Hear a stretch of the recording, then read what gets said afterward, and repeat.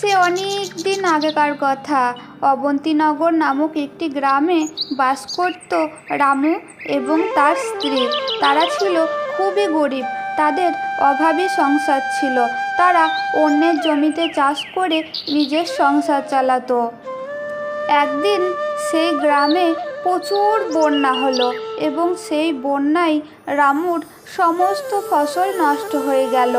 এরপর একদিন সকালবেলায়, কি গো, আজকে কোনো কাজ পেলে না? না গো, আজকেও কোনো কাজ পেলাম না। জমিদার বাবুর কাছে গেলাম, বললাম একটু সাহায্য করতে, সেও কিছু সাহায্য করলো না।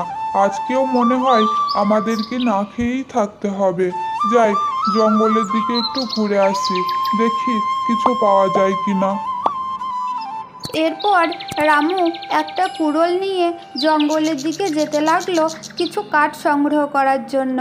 এরপর সে জঙ্গলের ভিতরে প্রবেশ করলো এবং যেতে যেতে সে দেখতে পেল জঙ্গলের ভিতরে একটা শিয়াল একটি টুনি পাখিকে খাবার জন্য চেষ্টা করছে। তখন সেই রামু দৌড়ে সেই শিয়ালটিকে সেখান থেকে তাড়িয়ে দেয় আর টুনি পাখিটিকে বলতে লাগে, ভয় পেও না বন্ধু, ওই দুষ্টু শিয়ালটি এখান থেকে পালিয়েছে। ধন্যবাদ বন্ধু, আমার প্রাণ বাঁচানোর জন্য। তুমি না থাকলে আজকে ওই শিয়ালটি আমাকে মেরেই ফেলতো।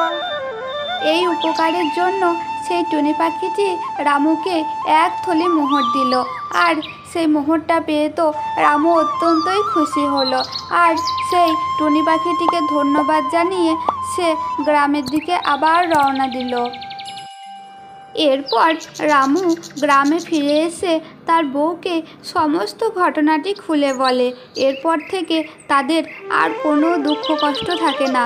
তারা সেই মোহরটা দিয়ে খুব সুন্দরভাবে সংসার করতে থাকে।